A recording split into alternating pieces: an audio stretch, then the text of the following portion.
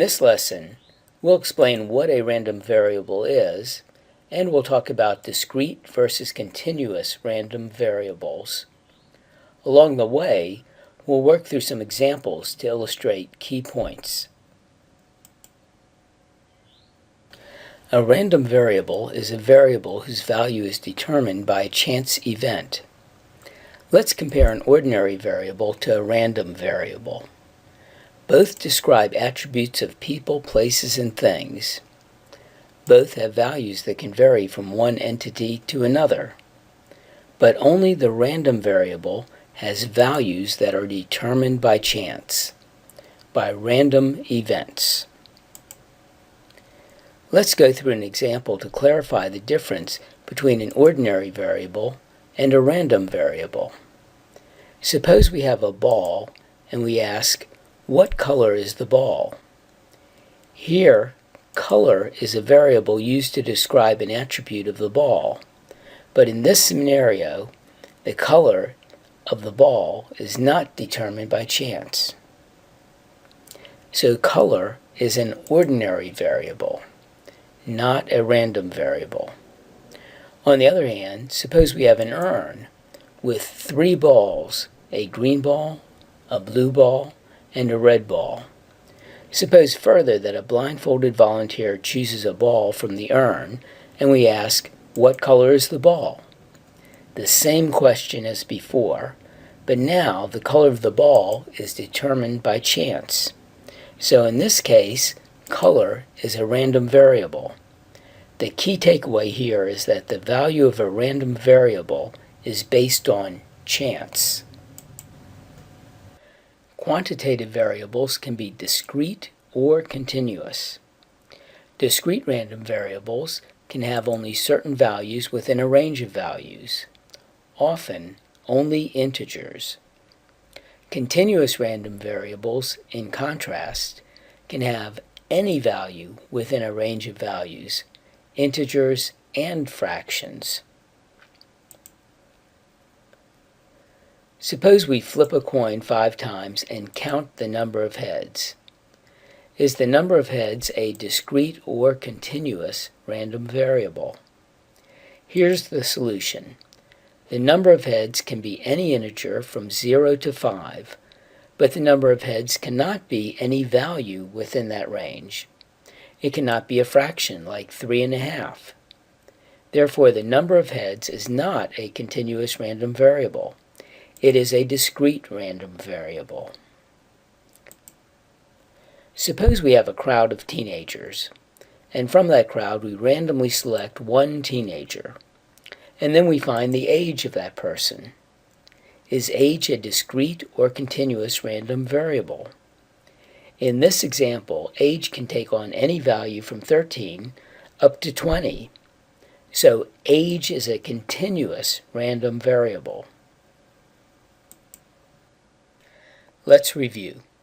A random variable is a variable whose value is determined by a chance event. Random variables can be discrete or continuous. Discrete random variables can have only certain values within a range of values, often only integers. Continuous random variables, on the other hand, can have any value within a range of values, integers and fractions. A probability distribution is a rule or a set of rules that assign probabilities to values of random variables. There are 2 main types of probability distributions: a discrete probability distribution and a continuous probability distribution. A discrete probability distribution is the probability distribution of a discrete random variable, and a continuous probability distribution is the probability distribution of a continuous random variable. The probability distribution of a discrete random variable is often represented by a table.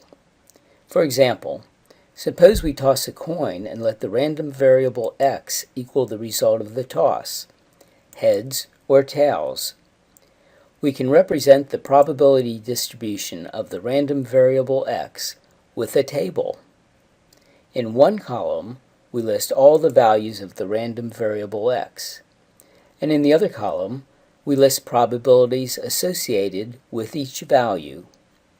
Since each outcome is equally likely, the probability that x equals heads is 1/2, and the probability that x equals tails is also 1/2.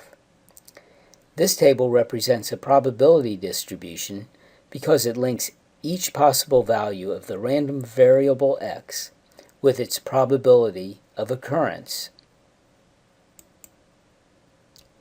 Here's another example. This time, let's define the random variable x as the number of heads that result from 2 coin flips. What is the probability distribution for x? To answer this question, we identify all of the possible outcomes that result from 2 coin flips: tails on both flips, heads on the first flip and tails on the second, tails on the first flip and heads on the second, and heads on both flips. With this information, we can produce a probability distribution in the form of a table. In the left column, we list all possible values for variable x. In 2 coin flips, we might observe 0 heads, 1 head, or 2 heads. In the right column, we show probabilities associated with those outcomes. The coin flips can result in 4 possible outcomes, one of which has 0 heads. So the probability of 0 heads is 1 divided by 4, or 0.25. 2 outcomes have 1 head, so the probability of 1 head is 2 divided by 4, or 0.5. And 1 outcome has 2 heads, so its probability is 1 divided by 4, or 0.25. See how this table associates each possible value of the discrete random variable x with its probability of occurrence. That is what makes it a discrete probability distribution. Discrete probability distributions can also be defined by equations. We'll see examples of that in future lessons when we cover the binomial distribution and the negative binomial distribution, both of which are discrete. The probability distribution of a continuous random variable can be represented by an equation called the probability density function, or PDF. All probability density functions have 3 common properties. The value of y is a function of the random variable x. The value of y is greater than or equal to 0 for all values of x, and the total area under the curve of the function is equal to 1. Here's a graph of a probability density function. The graph is defined by 2 equations: y equals 1 over the range of 0 to 1, and y equals 0 elsewhere. Notice that the graph and equations have 3 properties common to probability density functions. Y is a function of x.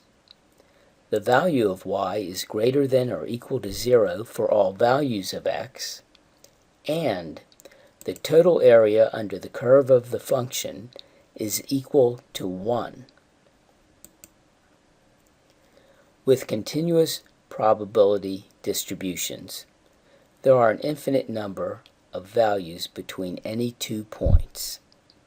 As a result, the probability of selecting any particular value is always 0. With continuous variables, the focus is usually on finding cumulative probabilities, probabilities that variable values fall within some range. the probability that a continuous random variable falls between 2 points is equal to the area under the PDF curve between those points. Consider the PDF curve that we looked at earlier. Suppose we wanted to find the probability that random variable x falls between 0.4 and 0.8. That probability would be equal to the area under the PDF curve between 0.4 and 0.8 on the x-axis. That area is equal to 0.4 times 1, or 0.4. Thus, the probability that random variable x falls between 0.4 and 0.8 is 0.4. Let's review. A probability distribution is a rule, or a set of rules, that assign probabilities to values of random variables. There are two main types of probability distributions: a discrete probability distribution and a continuous probability distribution. A discrete probability distribution is the probability distribution of a discrete random variable. Probabilities for discrete random variables are often listed in a table.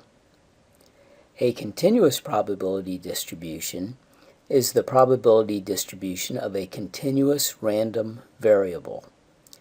With continuous probability distributions, probabilities are defined by one or more equations known as the probability density function, or PDF.